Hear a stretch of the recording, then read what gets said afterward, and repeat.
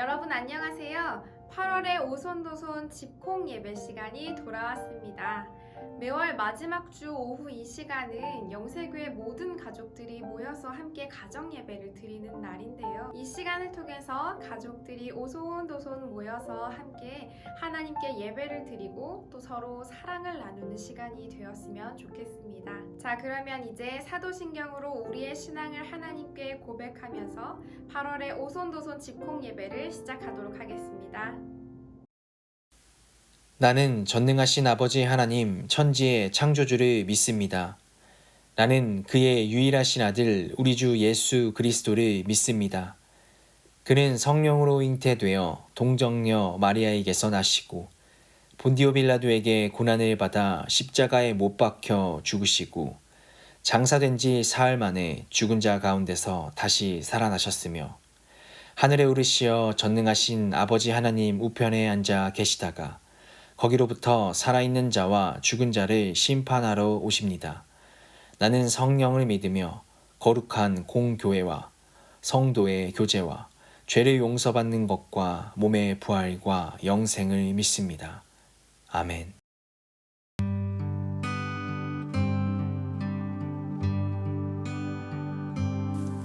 날이 저물어 갈 때 빈들에서 걸을 때 그때가 하나님의 때 내 힘으로 안 될 때 빈손으로 걸을 때 내가 고백해 여호와 이래 주가 일하시네 주가 일하시네 주께 아끼지 않는 자에게 주가 일하시네 주가 일하시네 신뢰하며 걷는 자에게 우리 모인 이곳에 주님 함께 계시네 누리네 아버지 은혜 적은 떡과 물고기 내 모든 걸 드릴 때 모두 고백해 여호와 이래 주가 일하시네 주가 일하시네 주께 아끼지 않는 자에게 주가 일하시네 주가 일하시네 신뢰하며 걷는 자에게 주가 일하시네 주가 일하시네 주께 아끼지 않는 자에게 주가 일하시네 주가 일하시네 신뢰하며 걷는 자에게 오늘 하나님께서 우리에게 주신 말씀은 창세기 22장 9절에서 12절, 출애굽기 2장 1절에서 6절까지 말씀입니다. 하나님이 그에게 일러주신 곳에 이른지라 이에 아브라함이 그곳에 제단을 쌓고 나무를 버려놓고 그의 아들 이삭을 결박하여 제단나무 위에 놓고 손을 내밀어 칼을 잡고 그 아들을 잡으려 하니 여호와의 사자가 하늘에서부터 그를 불러 이르시되 아브라함아 아브라함아 하시는지라 아브라함이 이르되 내가 여기 있나이다 하매 사자가 이르시되 그 아이에게 내 손을 대지 말라 그에게 아무 일도 하지 말라 내가 내 아들 내 독자까지도 내게 아끼지 아니하였으니 내가 이제야 내가 하나님을 경외하는 줄을 아노라.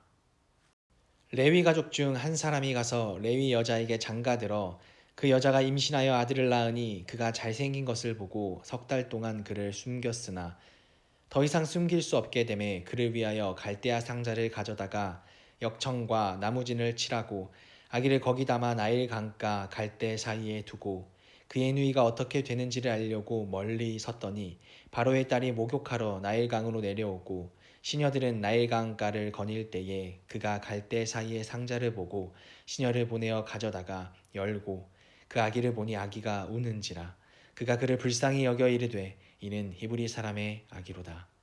아멘. 어머니, 전적으로 믿으셔야 합니다. 자, 이건 오늘 우리 말씀의 제목이기도 하면서 또 동시에 어떤 유명한 드라마의 명대사이기도 하는데요.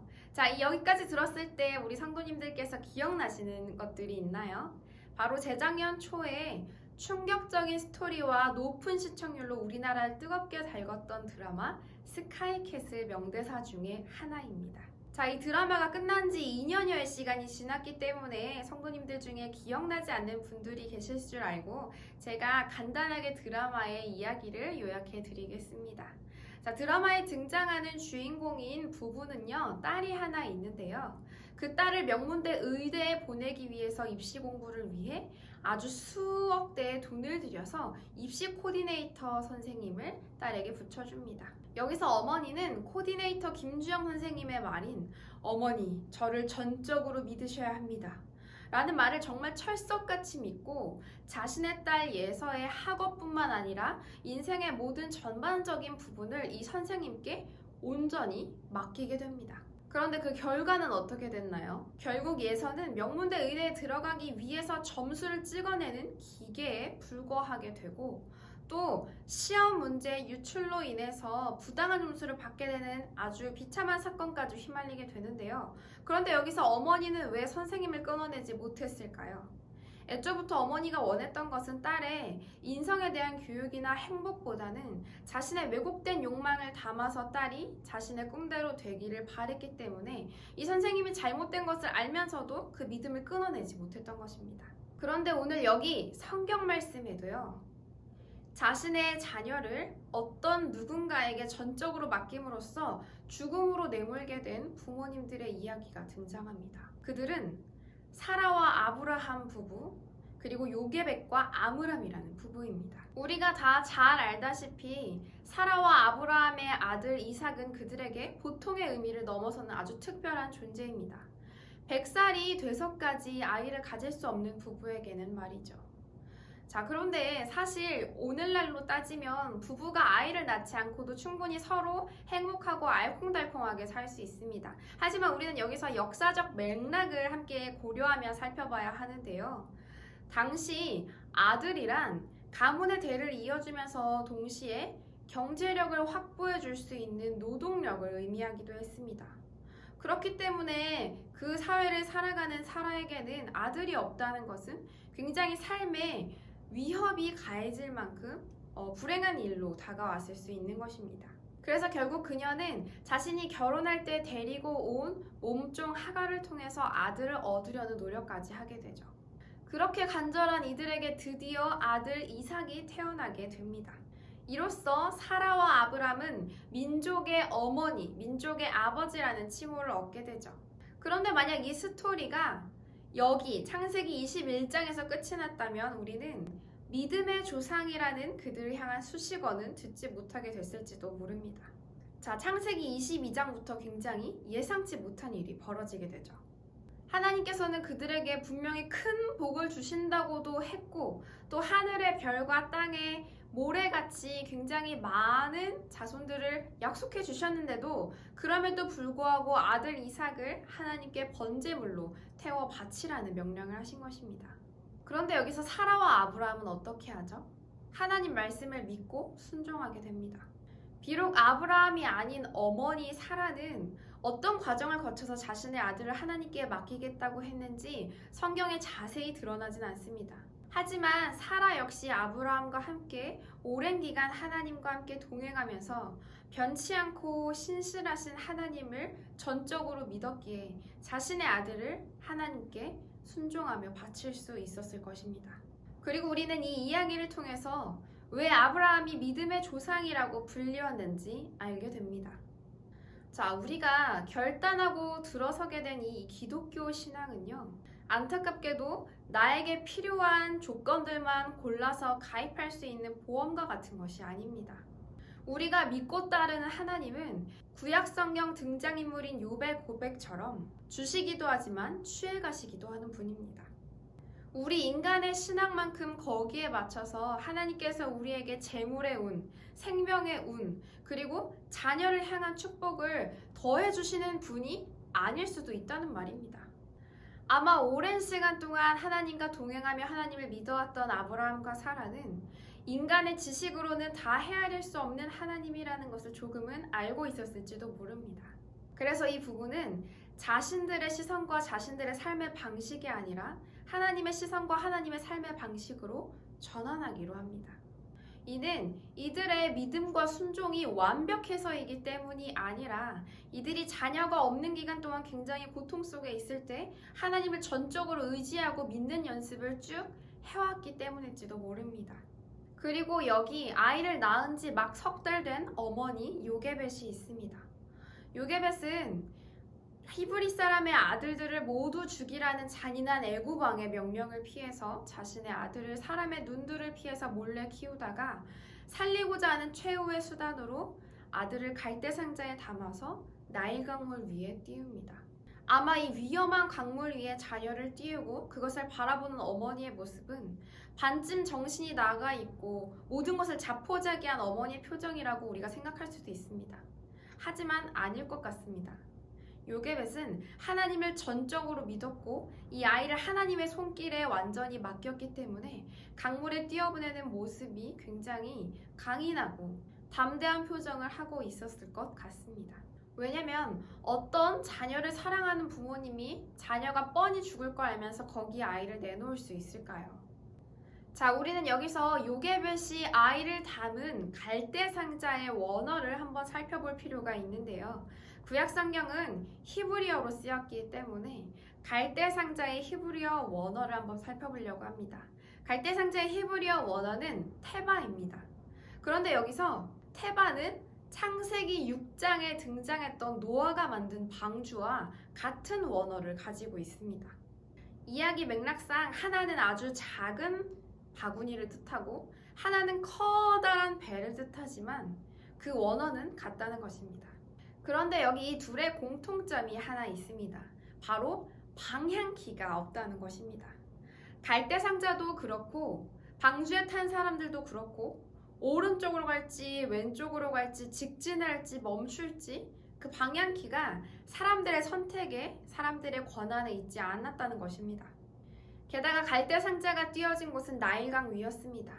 여러분들도 다 알다시피 강물은 멈춰있는 속성이 아니라 흐르는 속성을 가지고 있습니다. 때로는 잔잔한 물살이기도 하지만 거기에 조금의 바람이 더해진다면 금세 거센 풍랑과 같이 변하기 때문입니다. 요게벳이 이런 강물 위에 자신의 아들을 띄어보냈다는 것은 정말 하나님을 전적으로 믿는 믿음이기 때문에 가능한 행동이었을 것입니다.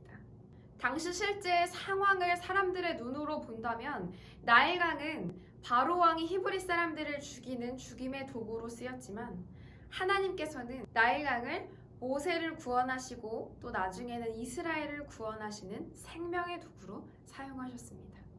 드라마 스카이캐슬에서 등장한 어머니 그리고 오늘 성경 속에 등장했던 아브라함과 사라, 요게벳의 공통점이 있습니다. 누군가를 전적으로 믿음으로써 자신의 자녀를 그 손에 온전히 맡겼다는 것입니다. 그러나 다른 점이 있죠. 드라마 스카이캐슬의 어머니는 자신의 자녀를 사랑하는 마음은 당연히 넘쳐났겠지만 자신의 욕망과 왜곡된 욕심을 자녀에게 투영해서 그 방향키를 쥐고 흔들려고 했다는 것입니다. 물론 그 아이를 맡은 선생님도 그 아이를 마찬가지로 대했고요. 하지만 사라와 아브라함 그리고 요게벳은 지금까지 살아오면서 자신들이 가졌던 관점과 시선 그리고 모든 방식들을 내려놓고 온전히 하나님께 이 아이들을 맡겼다는 것입니다. 여기에는 믿음의 대상이 누구인가도 중요하지만 얼만큼 전적으로 믿고 있는가도 굉장히 중요한 문제가 됩니다. 사실 저는 아이를 낳은 경험도 기른 경험도 없기 때문에 오늘 말씀에 등장한 부모들이 죽음을 무릅쓰고 자신들의 믿음의 대상에게 자녀들을 맡기는 그 슬픔과 그 고통을 다 헤아릴 수 없고 공감할 수 없을지도 모릅니다. 그래서 제가 이 시간 여러분들께 성도님들, 자녀들을 하나님을 믿고 온전히 맡기세요 라고 말할 수만은 없을 것입니다. 저는 다만 부모님들에 대한 확실한 몇 가지 사실들을 알고 있는데요. 자녀를 낳고 기르는 모든 부모님들은 부모가 처음이기 때문에 굉장히 힘들 것입니다. 아이가 사랑스럽기도 하지만 자신의 인생이 한 아이로 인해서 송두리째 바뀌고 모든 힘과 에너지를 한 아이에게 쏟아야 하기 때문에 굉장히 쉬운 일이 아닐 것을 알고 있습니다. 느긋한 마음으로 아이를 온전히 하나님께 맡기기에는 질병에 대한 고민들, 그리고 교육에 대한 고민들, 인성에 대한 고민들, 많은 것들이 굉장히 포기되지 않는 것들도 사실일 것입니다. 저도 오랜 시간 동안 영아부 사역과 유년부 사역을 하면서 참 많은 부모님들을 봤는데요. 자신의 방식과 시선을 내려놓고 하나님께 자녀를 온전히 맡기는 것은 굉장히 어려운 일 같습니다. 어쩌면 그리스도인으로서 이 땅에 살아가면서 가장 어려운 도전이지 않을까 싶습니다. 그래서 저는 부모가 된 이 땅의 그리스도인들은 하나같이 괴로운 믿음, 괴로운 신앙을 가지고 있지 않을까 생각해 봤었습니다. 꼭 부모가 아니더라도 이 땅에 살아가는 그리스도인들은 하나님을 전적으로 믿고 따르는 데 있어서 때로는 우리가 예상할 수 없는 혹은 절대 순종하기는 싫은 일들 때문에 괴로움이 뒤따를 수밖에 없기 때문입니다. 그래서 내 방향과 내 방식을 배제시키고 하나님을 전적으로 따르는 신앙에는 괴로움과 믿음이 뒤섞일 수밖에 없다는 것입니다. 어떻게 보면 굉장히 추상적이고 형식적이게 들릴 수도 있지만 그래서 우리는 더 기도해야 합니다. 괴로운 만큼 더 기도해야 한다는 것입니다. 고민 없이 무조건적으로 율법적으로 하나님께 순종하는 것은 결코 건강한 신앙은 아닐 것입니다. 그리고 또 그런 신앙을 나와 내 가족, 내 지인들에게 강요하는 것도 건강하지 못한 폭력적인 신앙에 지나지 않을 것입니다. 그렇기 때문에 우리는 괴로운 만큼 솔직히 그냥 그것을 다 가지고 나아가서 하나님께 기도하는 방법이 가장 건강하다고 생각됩니다. 하나님, 제 믿음이 괴롭지 않게 도와주세요. 하나님, 제 순종이 율법적이지 않게 도와주세요. 라고 말입니다. 저도 목회자 자녀로 쭉 지내왔고 또 오랜 시간 동안 신학교에서 신학교육을 받아왔지만 여전히 하나님께 전적으로 맡기는 신앙은 굉장히 괴롭고 힘들고 어렵습니다. 그럼에도 불구하고 우리가 한 공동체를 이루어서 그 고민들을 함께 나누고 격려하고 위로하면서 함께 기도할 수만 있다면 그 기도는 외롭지 않을 수 있을 것 같습니다. 때로는 교회에서 보이는 이제 막 부부가 된 젊은 부부들, 아이를 낳은 부부들, 또 그리고 신앙 안에서 자라나고 있는 아이들, 또 고민이 있는 많은 성도님들을 만나서 함께 축복하고 격려하고 그들의 고뇌하는 신앙을 함께 이해할 수 있는 그런 공동체가 되었으면 좋겠습니다. 그저 나만 하나님께 나아가는 것이 아니라 나와 내 가족들만 나아가는 것이 아니라 공동체로 묶인 우리 교회 성도님들이 함께 서로의 그 괴로움을 헤아릴 줄 알고 함께 나아가자고 격려한다면 우리의 기도는 덜 외롭고 더 하나님께 가까이 다가갈 수 있을 것이라 생각됩니다. 비록 코로나 기간이기 때문에 우리가 예배드림에 있어서도 신앙생활에 있어서도 또 가정에서 자녀를 양육함에 있어서도 굉장히 어려움을 겪는 성도님들이 많이 계실 것입니다. 그런데다가 대면으로 만나고 손을 마주잡고 서로 포옹하면서 격려할 수 없는 상황도 굉장히 어렵게 다가옵니다. 그럼에도 불구하고 우리가 오히려 이 시간 동안에 영세교회가 함께 모여서 물리적으로 예배드리는 공간뿐만이 아니라 그 넘어서 서로를 의지적으로 격려하고 위로하고 함께 중보하는 공동체라는 것을 증명해낼 수 있는 시간이 되리라 생각됩니다. 늘 고민을 함께 나누고 또 비대면으로라도 온기를 전할 수만 있다면 우리가 서로 조금 더 용기를 내서 하나님께 나아가서 기도하자고 격려할 수 있다면 정말 아름다운 공동체가 될 수 있으리라 생각됩니다. 그냥 말로만 성도님 그거 하나님께 다 맡기세요 라고 조언해주는 관계가 아니라 함께 짊어지고 전적으로 하나님을 믿고 나아갈 수 있는 우리 서로가 되기를 간절히 기도하겠습니다. 이 시간 오늘 함께 나눈 하나님의 말씀을 붙들고 기억하며 가족들과 함께 기도의 자리로 나아가기를 원합니다. 특별히 이 시간은 설교자인 제가 기도를 인도하는 것이 아니라 지금 함께 예배를 드리고 있는 옆에 가족들 또 지체들과 함께 기도의 교제를 나누기를 원합니다. 첫 번째 기도 제목입니다. 우리가 삶에서 우리 방식과 욕심을 내려놓고 하나님께 전적으로 맡기는 신앙은 참으로 어렵습니다. 그럼에도 불구하고 그 어려움과 괴로움까지도 하나님께 가지고 나아가야 합니다. 하나님, 우리의 믿음 없음을 불쌍히 여겨주시고 이 세상을 버틸 더 큰 믿음과 평안함을 허락해달라고 이 시간 간절히 기도하기를 원합니다.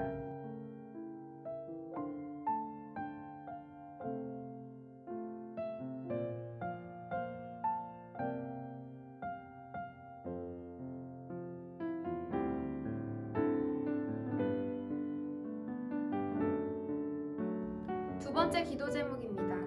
내가 나 자신을 대할 때나 혹은 우리 가족들 그리고 가까운 친구들을 대할 때 나의 잘못된 욕심이나 욕망으로 대하지 않게 도와주시고 각자가 하나님 안에 있는 하나님이 보호하시는 존귀한 자녀들이라는 것을 기억하며 사랑함으로 존중함으로 대할 수 있는 제가 될 수 있게 해달라고 함께 이 시간 기도하겠습니다.